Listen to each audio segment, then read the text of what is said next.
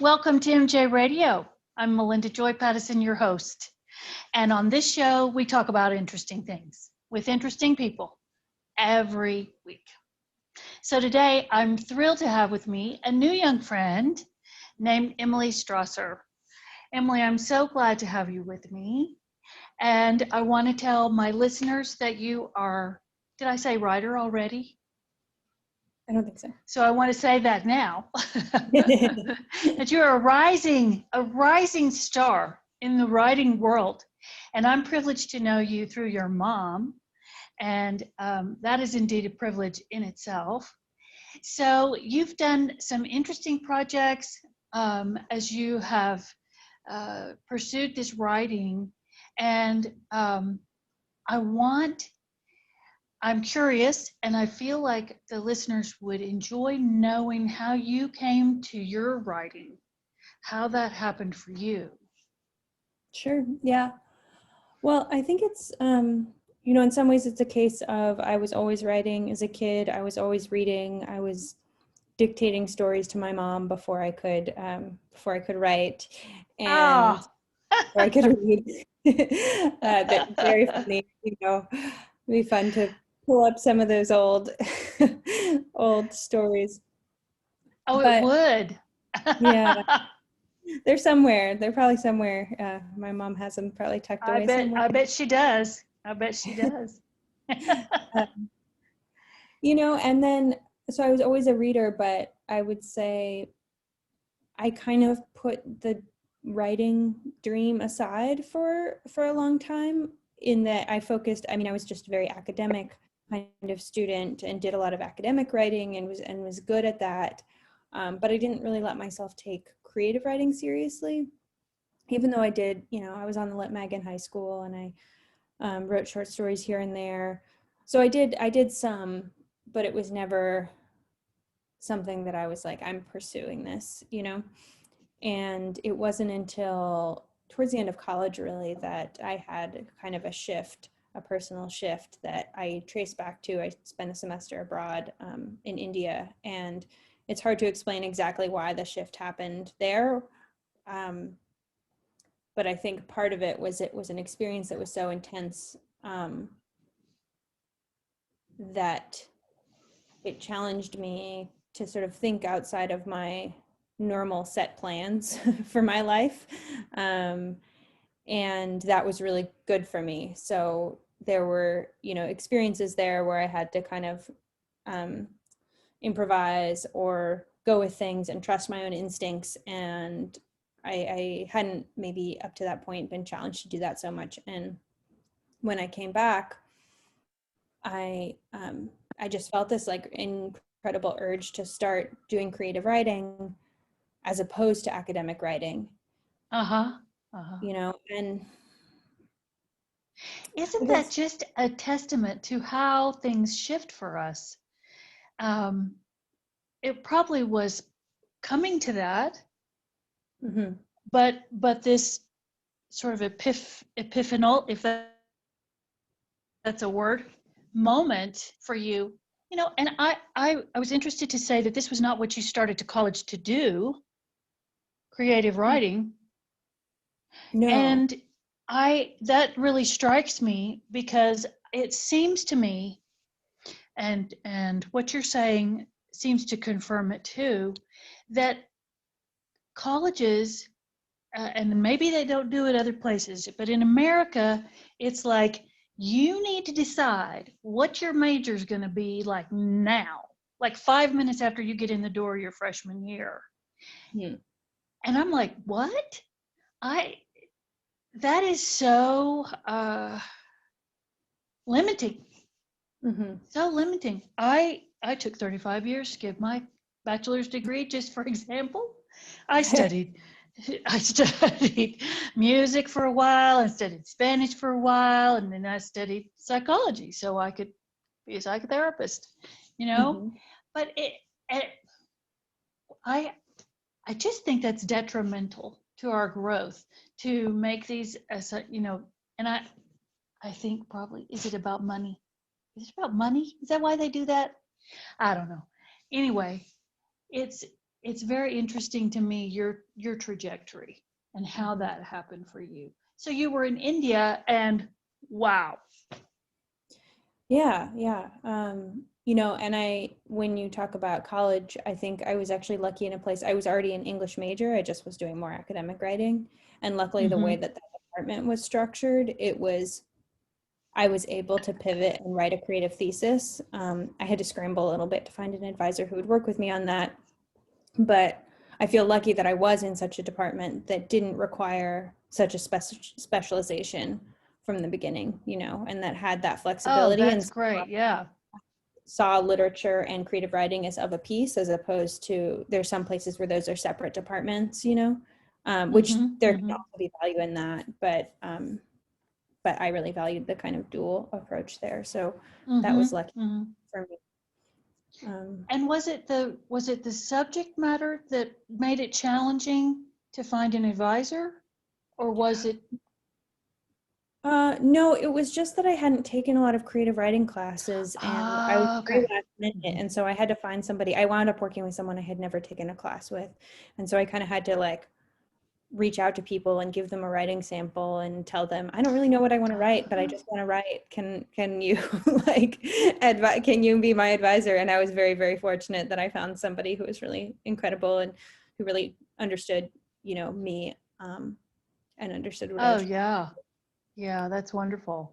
It's Yeah. wonderful. Did you start out writing about India? So no, I didn't. I was doing some writing about India while I was there, but I, and this is the other kind of mysterious thing, but my major part of my writing life has been about unraveling this family history of mine, which I know that you know a little bit about from the Bomb Yeah. podcast. But Hmm. basically, I knew I wanted to write something creative. I didn't really know what it was, but the first thing that was coming to me very strongly was this image that I remember from my childhood, this memory of a photograph of my grandfather standing in front of a Oh, yes. mushroom cloud. And I had just taken it for granted as a kid because, you do. I'd never known my grandfather. This was a weird picture. And I remember this feeling of like awe and kind of fear and kind of mixed up emotions around that.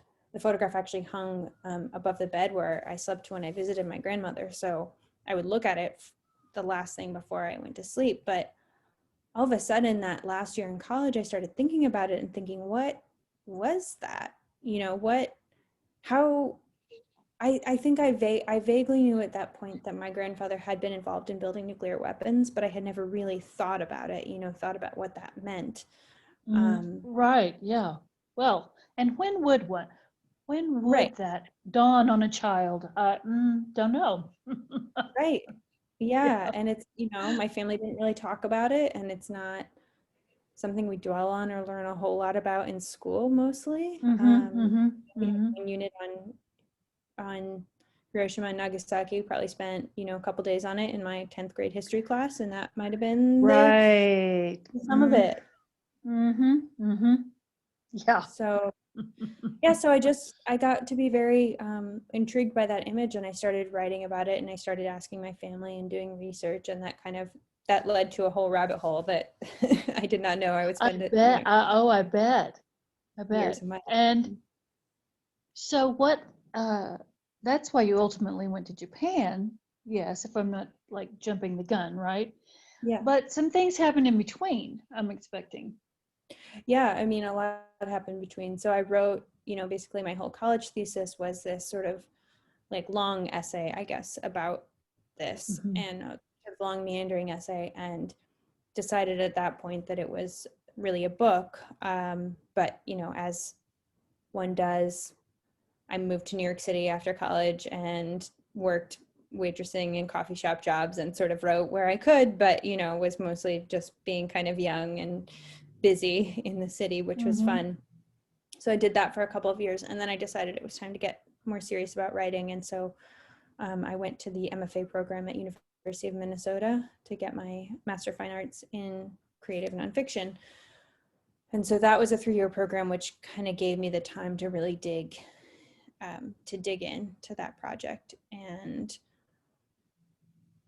that's when I got close to completing a draft of it, though it wasn't for a couple of years after that I really had something that I would say, okay, this has everything that I want in it. And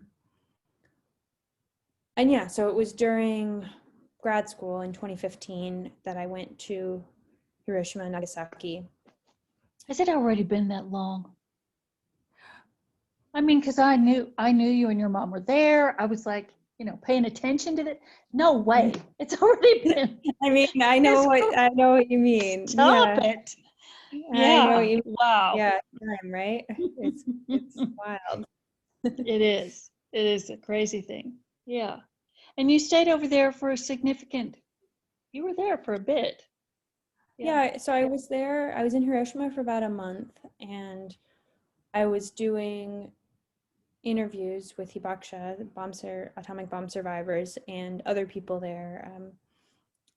I went to all the museums and panels. So it was the 70th anniversary of the bombing. So it was a really big year, and there were all sorts of art exhibits and special exhibits and theater performances and conferences. So I kind of soaked up as much as I could and interviewed historians and bomb survivors, and just try to give myself enough time to really sink into the place, because I think it's a complicated place. It's easy to just go for a day or two and kind of see the museum and walk around the Peace Park and then say, oh, something very sad happened here. Okay, I'm done. And that is something very horrible did happen, but right. There's a but lot just going about your business.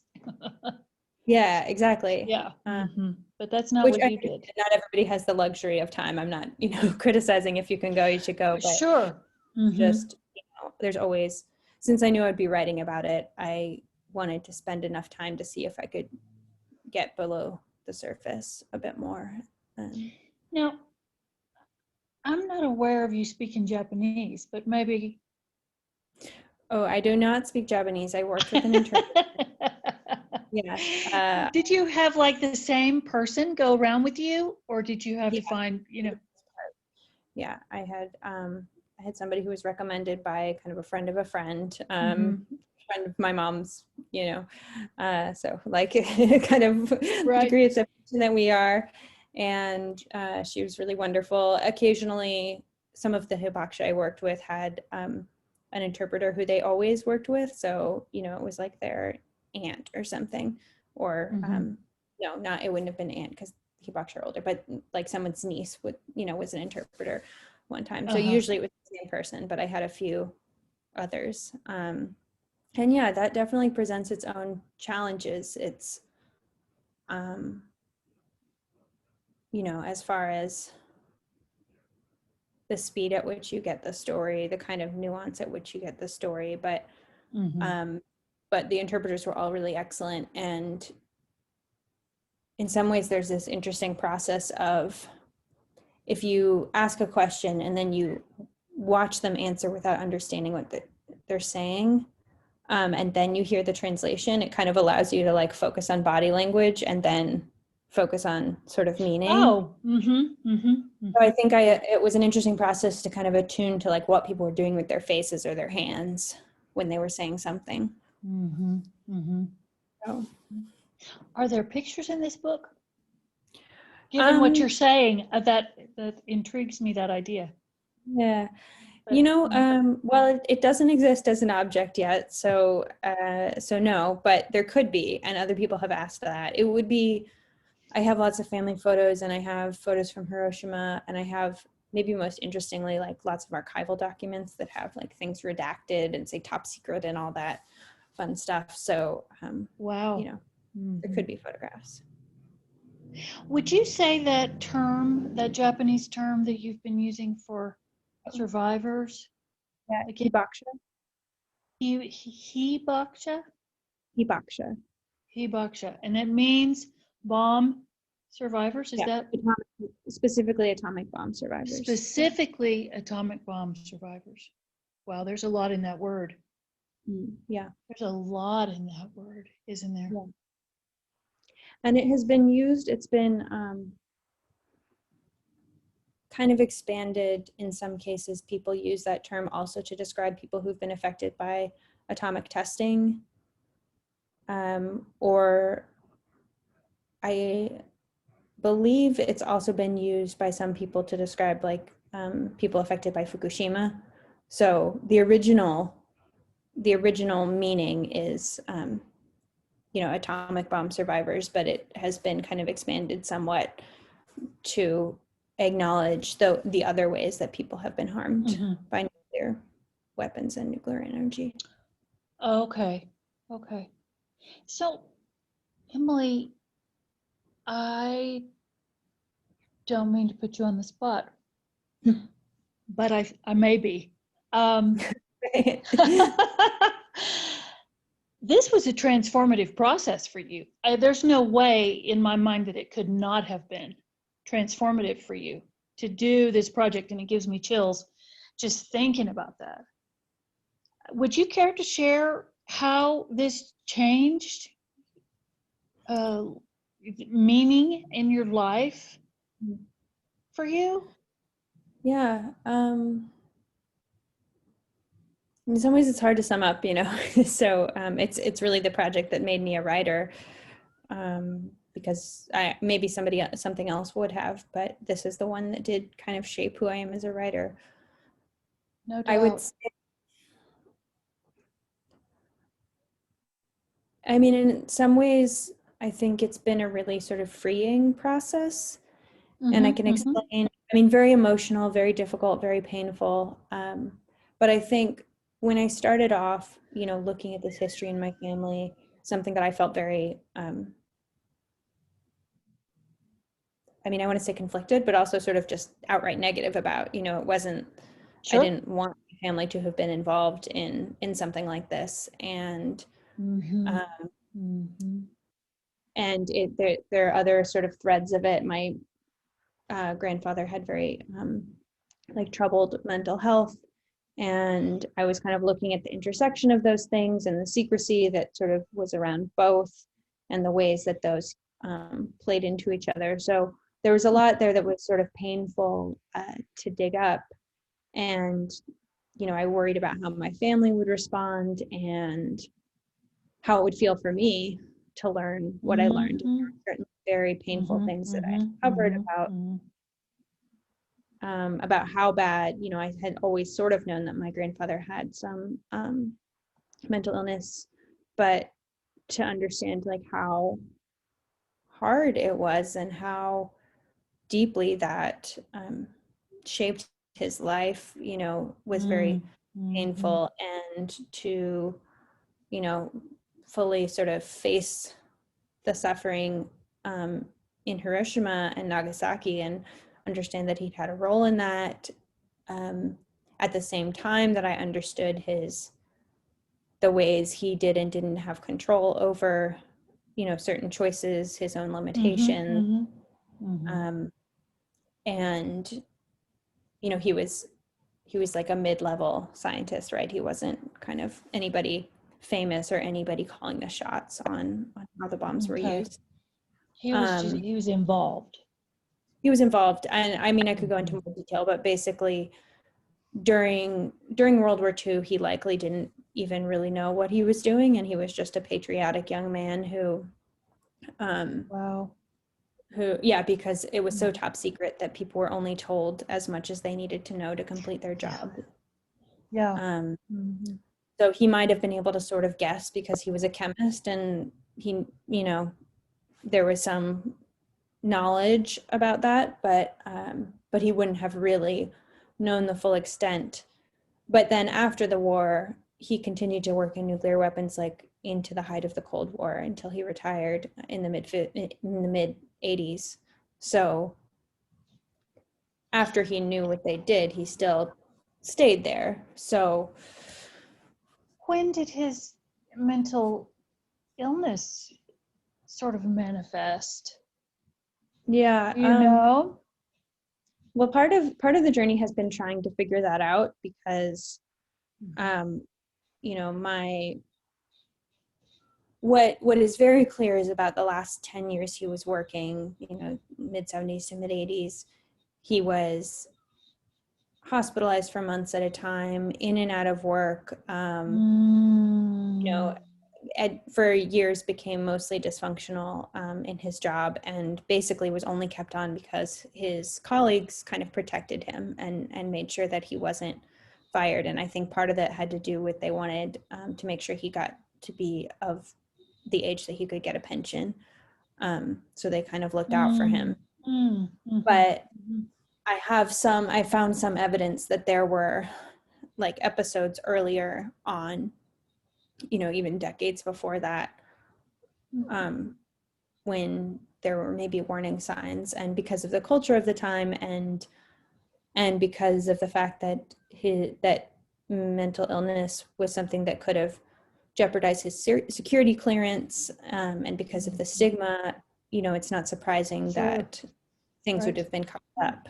So yeah, so hard to say exactly. Yeah.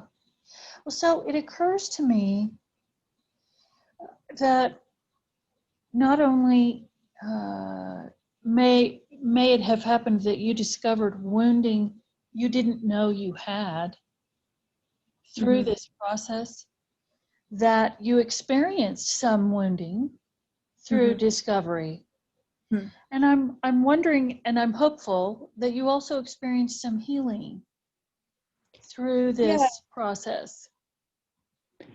No, I think I did. I think it was emotional to learn this, and painful to learn this sort of legacy. And yeah, the sort of wounding, and I would say the guilt that's been passed down through my family. But ultimately, I think both kind of facing it and being able to understand in a better sense, like my grandfather's full humanity and what he suffered, helped me kind of soften towards him, and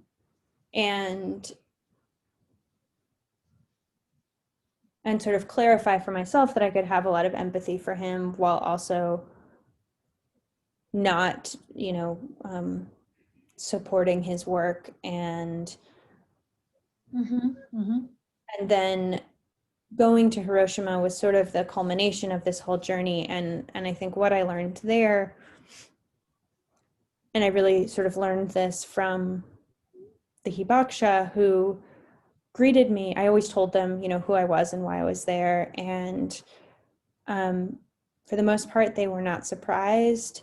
Nobody was angry at me. Nobody felt there was just welcome and generosity, and they offered forgiveness freely, which I wasn't at least intending to ask for. Maybe my presence was asking for that, but there was this sense they wanted to tell their stories because they want no more Hiroshimas. And so I had the sense that, okay, I've done this work, you know, I kind of understand how this has happened, and I understand this thing about my family, and that's been important. But what's most important now is not, you know, kind of a rehashing of individual kind of guilt and responsibility, but picking up our communal collective responsibility to prevent another Hiroshima. And we can acknowledge the crimes of the past and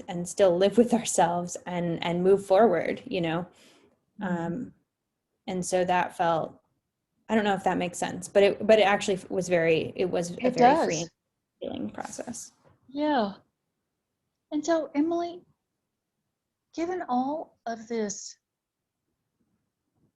that you've taken in and been working with and writing about, how did you feel on January 6th? Yeah. Ooh. I didn't know that was coming. Yeah. It's been a year, 4 years. So I was actually on January 6th when the insurrection began. I was in Gwinnett County, Georgia, watching the processing of absentee ballots, doing ballot monitoring for the Georgia Democratic Oh, Party. you were doing that with your mom? Yeah, well, she wasn't with me for that particular job, but we were volunteering together. And so, here I was watching democracy in action in its best sense, which is kind of boring, like it was boring. You're watching people shuffle papers. And you want it to be boring, right? Yes, please be boring. If it's not boring, then something's going wrong. And of course, there were all these tensions because the eyes of the country were on Georgia and looking for any inconsistencies. And so my job there was to look for inconsistencies or look to see if other people seemed to be, if other monitors were trying to bother or interfere with the process. So it was really jarring to get the news while I was there that that the insurrection was happening. Like, I think what I was actually doing at that moment was there's a process called voter review panel where all of the absentee ballots that can't be scanned, say because somebody didn't fill in the bubble right, they crossed it out, or sometimes people fill in both, but then they cross one out or they circle one. And all of those absentee ballots, this panel of it's a Republican, a Democrat, and one nonpartisan person look at them together and they decide, what did this voter intend? And usually it's quite clear to a human eyes what they intended, even if the machine couldn't read it. And I found it very moving to watch this process because nobody was arguing. It's just, these people didn't fill out their ballots correctly, but their votes are still going to be counted. We're going to figure it out. If someone, instead of checking like filling in a box, wrote a smiley face around like the name, then that vote's going to be counted. Pretty clear. Pretty clear. And so that was really beautiful. And then to see this violent mob, reject the will of the people. And I didn't understand even how bad it was until later. I mean, I think until like next day even. Yeah. Oh yeah, because I was watching it on PBS, and it only became clear in the days after how, and I think we're still discovering how the depth of it and the intensity of it, because you couldn't see everything through the cameras of PBS or whoever you might be watching. Yeah. No, it was really, and just the reports coming out afterwards of like feces spread, inside the I hadn't heard that one. Yeah. Oh my God. Oh my God. Just the visceral, or like them shouting, wanting to hang Mike Pence, just kind of. Oh yeah, right. Just right. yells that were just so viscerally. Yeah. Yeah, it was. It's funny because I felt like I was geared up I was scared. I was a poll worker, and on election day, I was actually actively scared, for my own safety because of all the talk of violence, and it was very quiet. And so once we got through that, I was like, oh, we got through it. Right. We're good. We're okay. Like I had let my or something. Just so scary. And I don't know about you, but of course we mentioned earlier when we were talking about the inauguration being so beautiful, and watching that yesterday. And I think it's important to mention, at the same time that I'm watching that beauty unfold and feeling the sweetness of that, I was feeling I was watching the sky. I was watching, I was like, yeah, just don't let it, just no. Don't. Yeah, me too, especially while just after he'd taken his oath while Joe Biden was delivering his address. That's when I mean, I don't really pray, but I was praying. I was, saying, keep him safe, keep him safe, keep him safe. Right. In my Right. head. Yeah. Yeah. Yeah. Wow. Well, so I think all this is really pertinent to the work you're doing. And you have said in conversation with me a few times, referred to this work. I seem to refer to it as a book, and you hasten to say that it's not. It's not. Oh, well, it is. It's just not one you can buy yet because it's not Okay. published. And so do you mind to say where in that process you are? I mean, I'm thinking, what is up with these people? Let's get this thing done. I mean, it's done on my end of barring once you get a publisher, you work with an editor and they, Sure. Mm-hmm. do. But yeah, I'm trying to find a publisher. So that's where I am. My agent is trying to find a publisher. So if anyone's listening and wants to publish my book, but well, yeah, I would if I could, if I knew the first thing, if I knew the first thing about it. But I do have, there are lots of pieces of it that are published, and lots of essays and chapters that have been why am I struggling with that word? Excerpted. Excerpted. I don't know why it sounds so funny. It does sound funny, Yeah. but yeah. And I can, if you want, I don't know, we had talked about this, we don't have to, but I could read a little piece of a piece that has been excerpted from the book. I would love that. I would love that. Yes. And now would be a great time. Yeah. Perfect. So this is from an essay called Home Place, and it's basically a standalone essay so the essay itself can be read on its own and make sense. It's published in Plowshares and won the 2015 Emerging Writers Contest for that journal. And it's now, there's another sort of revised version of it that is in the book as a chapter, but this is the essay version. So I'll just read the beginning, the first. Oh, super. Okay. Oak Ridge. You hear Oak Ridge, the heavy grunt of industry. But stop, roll the words over your tongue, feel them separately. See the oaks, proud and weathered, softening the narrow, rolling ridges that distinguish this part of East Tennessee. From above, it looks as if someone had absent-mindedly drawn her fingers through the earth, wrinkling the land between the Smoky Mountains to the southeast and the Cumberlands to the north. I see her stretched out long, the slope of her hip, the curve of her waist, sinking down into the grass as days roll into seasons, roll into years, the moss appearing first between her toes, in the dark hollow at the back of her knees, then all over until she is covered in a patchwork of forest and cleared fields, stitched together by roads that wind without hurry, with names like Sugar Grove Valley and Turpin Hollow and Clack's Gap. This land has been lived in a long time, its hard edges worn smooth by slow cultivation. It is a land to dream yourself asleep in. And despite the dark weight of that name, Oak Ridge, it is this Oak Ridge that you see first when you approach the city by road from the west.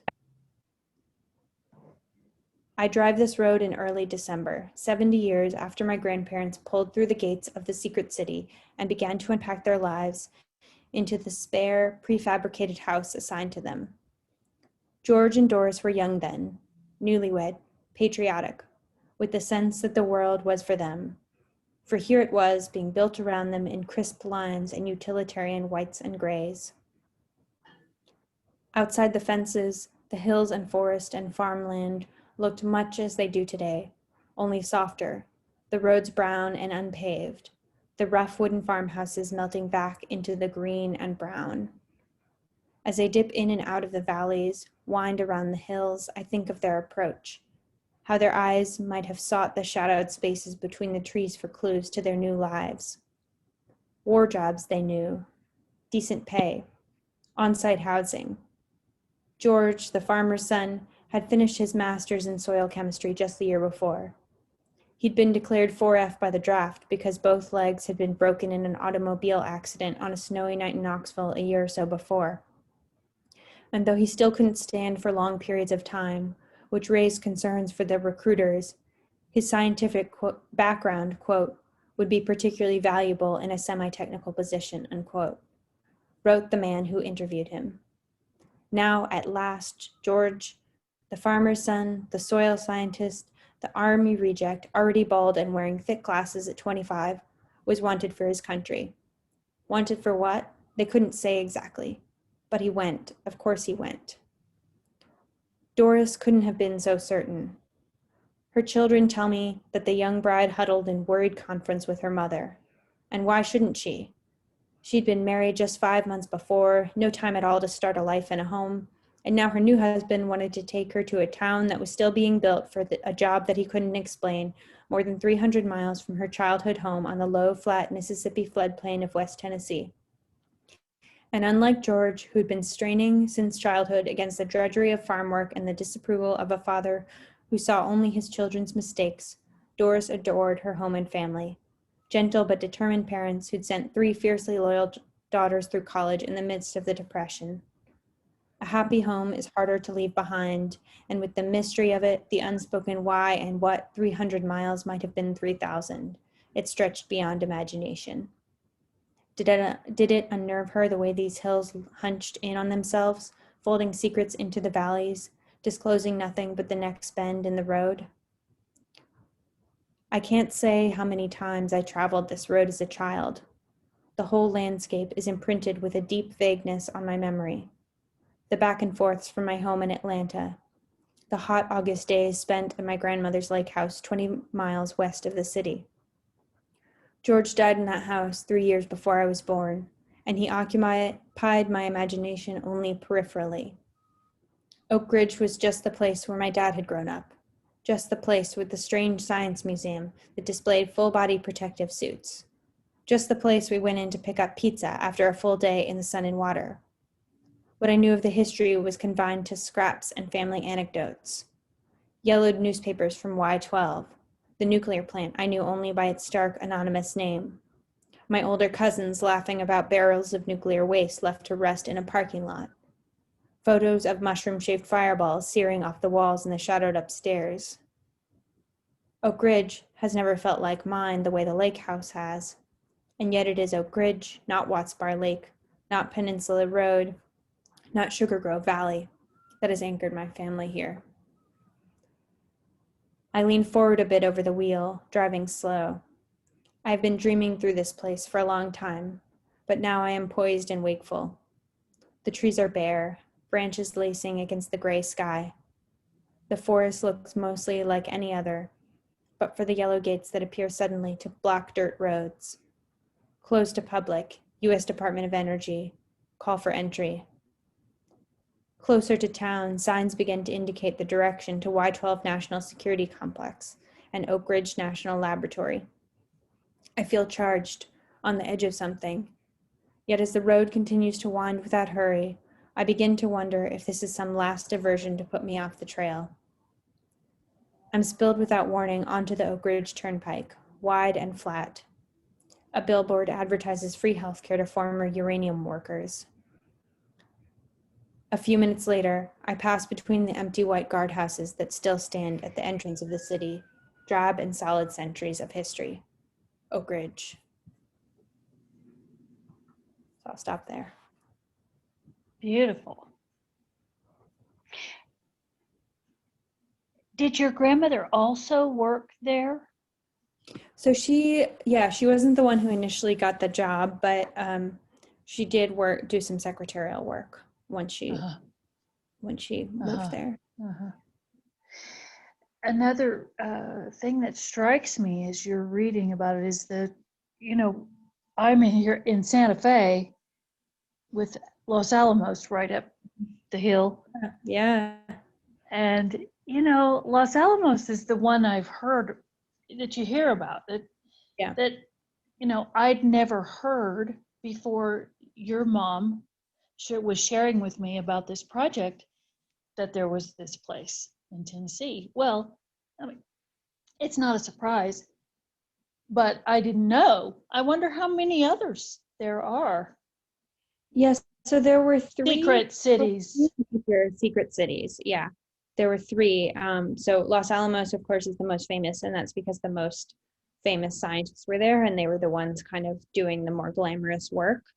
Oh, okay. And Mm-hmm. two cities that were supporting Los Alamos were Hanford, Washington, which is where they basically created plutonium, and Oak Ridge was where they enriched uranium. So the uranium that went into the Hiroshima bomb came from Oak Ridge, and the plutonium that went into the Nagasaki bomb came from Hanford. And yeah, it's Wow. really interesting because Oak Ridge, I think, it was the biggest by far of the three cities. It had at the height of production something like 70 or 80,000 people living in the city, and 90 something percent of them, I'm going to say 98%, but don't fact check me on that, but something close to that, didn't know what they were doing, and they managed to keep it secret. So only a few at the very top knew what they were doing. And so if you can imagine a city of 70,000 people and everybody's going around just doing their jobs, and they can't tell, their letters out of the city are being censored, and they can't tell people anything about it, and visitors have to go through a checkpoint. I mean, anytime they leave, they have to go through a checkpoint. It's fenced. There's all kinds of weird things about living in this place. And I think at Los Alamos there was some of that, but there were so many more people who knew what what was going on. So yeah, it's a really interesting. It's like almost, it sounds like Stepford Wives. Yeah. Right. Yeah, and they're all living in houses that look the same too, because they were prefabricated. Right. Yeah. Wow. Well, so I know just the little bit I know you. I know you're not just sitting around waiting for this book to be published. What are you working on? Yeah. Well, so you do know that, this last year over the summer, I was working on this podcast with the BBC, which is called The Bomb. And that was a really fun opportunity for me. It briefly touches on the story of my grandfather, but is mostly about Leo Szilard, who is this scientist, Hungarian Jewish scientist, who is basically the man to conceive of the chain reaction that made the bomb possible, and then later tried to stop it from being used. So he's a pretty incredible story, incredible guy. But I've been kind of trying to play a little bit with my writing. It's really heavy to write all about nuclear bombs, and I've been doing that for a really long time. So Yeah.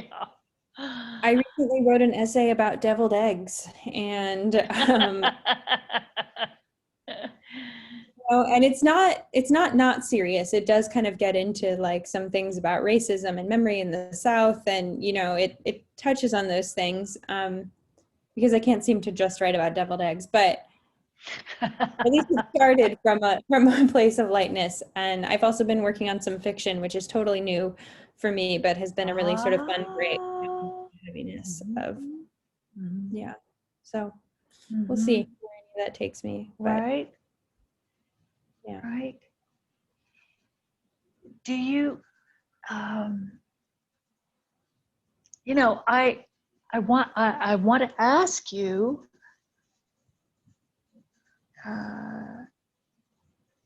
there's questions, but I don't at the same time I'm mindful of what I just said to you about colleges being like, you have to decide what you're going to do right now, and so I'm really interested to know though what it is, what you want, what you want in your life? Are you happy where you're living?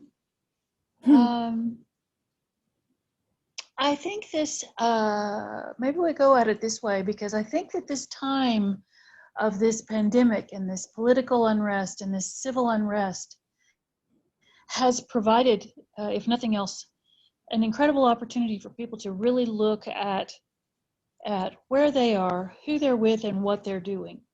Mm-hmm. And I say that out of my own experience. Mm-hmm. And some big transitions Mm-hmm. have come out of that in my life. Mm-hmm. And so I'm interested in how that's been for you. Yeah, that's a good question. So even before the pandemic hit, I was sort of in a state of existential angst over climate change. And I was already sort of beginning to reevaluate some priorities of mine. Mm-hmm. Mm-hmm. And then, the pandemic kind of reaffirms that, Sure. place of crisis that the country and the planet is in. So one of the things that I've been really digging into more, pardon the pun, is gardening. I remember you said this. Yes. Yeah. So I was lucky enough to be able to spend some months in Tennessee. My parents have a place actually outside of Oak Ridge, the place that I'm writing about. Mm-hmm. And there's a lot of land out there. And so I planted a garden and tended a garden, and it was this huge, just source of like nourishment and joy. And gardening also, it just feels important on so many levels. We have to learn how to feed ourselves. I mean, spiritually and practically, we have to be Mm-hmm. doing that more, or we're sunk, So I've gotten more interested in issues of sustainable agriculture, but also food justice. And so when I came back to Minneapolis, I actually I started volunteering with a community garden, and I got a job sort of by accident at an organic farm that's a woman-run organic farm about an hour outside of the city. And that was a totally new thing for me. I just worked there, part-time for the fall season, but it was really incredible to just, do manual labor and like work with the earth and get really dirty and, Mm-hmm. shovel shit sometimes. Yeah. Yeah. Yeah. So I guess, I don't know long term, but I feel like in the immediate time, I'm trying to lean into things that bring me joy, but also that are aligned with those values. And so gardening is one of those things. Of course, now in Minnesota, it's not the season of gardening. So Right. Yeah. Yeah. I have a son in Chicago. Same. You notice I'm not visiting him right now. Right. Yeah. Yeah. But do you like Minneapolis? You've been there a bit for a while. Yeah, I've been there since 2013. So I love Minneapolis. I think it's a really incredible city. There's incredible arts opportunities. The art scene, I mean, that's a big part of why I'm there. The literary scene is really great. Lots of money, funding for artists, which is amazing. Oh, And I wow. have it's really, really great. They have lots and lots of grants for artists, and I have a great writing community. So I love it, and of course, Minneapolis has been in the news this year like it maybe hasn't been, I don't know, hasn't been before. And we have our problems that need to be we need some deep transformation, as does, the country. But I also think the way the city rose up and kind of said no after the murder of George Floyd, that is the city that I love, is the city that says no. And not everybody does, and it's a complicated place like many, but anyways, there's a lot of good political activism, progressive organizers, people who've been laying the groundwork for a long time. Yeah. Wow. I as we're talking,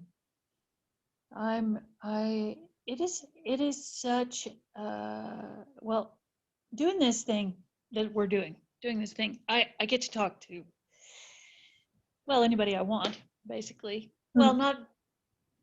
Anyway, I get to talk to anybody I want. So I talk to people of all ages and uh, uh, so forth, about so many different interesting things. And having this conversation with you, I have clients who are quite young, and I'm watching this young poet also, who was at the inauguration yesterday, and I have to say that I'm quite hopeful for because the young people I see coming along are interested in these existential issues in ways that I don't recall my generation being interested in at the same age. In the 70s,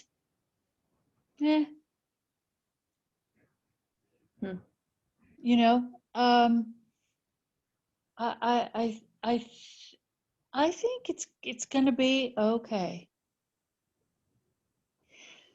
And I am hopeful as I've watched the people that are being appointed to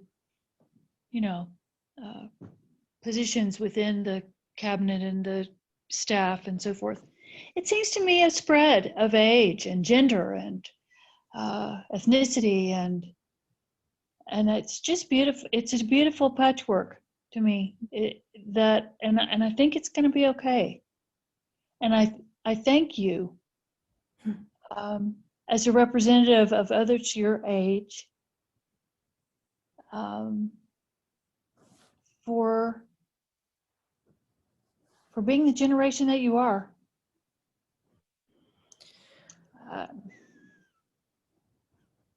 Well, I mean, thank you. I don't know that I deserve credit, but I'll graciously, I mean, I hope you're right. I am feeling more hopeful now, certainly, than I was, I don't know, 4 months ago or something. There's been a huge and important changes, and I'm from Georgia, so also, this turnaround, Georgia turning blue, was a huge victory that we didn't really get. Incredible. Yeah. And your new senator is 33. Yeah, funny thing, I went to high school with him. What? Yeah. Did you? Yeah, we took AP Euro together, and we were once in a debate about Napoleon, and I can't really remember which side I was on. It was like a pro versus anti-Napoleon. Right. Somebody had to take each side. Yeah, exactly. So, right. Yeah. Anyways, yeah. So, I know, it's pretty wild. But yeah, I hope you're right. I hope that the people in power can understand the gravity of the existential threats. And sometimes I feel like there's certain, like, more conservative ways of seeing things that are like, yes, well, but the only the political thing we can do is X, and the Green New Deal is not, say, like, politically practical. And it's like, well, we have to make it politically practical because we don't have time. We don't have time for moderation. And so, when it comes to climate change and other existential threats, I hope that the people in power and the people who young progressives have helped to put in power, will listen to the young progressives and will understand that it's not, it's kind of feels like an all or nothing moment right now. I'm with you, and I hope we're listening to those even younger. Oh yeah, I mean, yeah, the The high school you know sunrise, they yeah, they're right the absolutely they've they been, have important things to say as well. yeah, Let's just absolutely. doing more listening would be good for all of us, I think. Hmm. Yeah. Emily, this has been such a treat. Yeah, for Such a me too. It's treat. been I fun. have really loved having this conversation, and I feel like this might be the right place to, uh, I like to say pause because I often hope that I get another chance Mm. to have my guests come back and for another conversation. And Sure. I'm so interested in what you're doing, and I have been I've been a fan for a bit. Mhm. I've been following you, and will continue to. So I do hope we can have, later on we can do this again. Well, thank you. Yeah, Yeah. this has been fun and lovely for me too. So, Well, so don't go away. I'm just going to say to my listeners and viewers, thank you for joining today in this interesting conversation with my friend Emily Strasser. And, see you next week.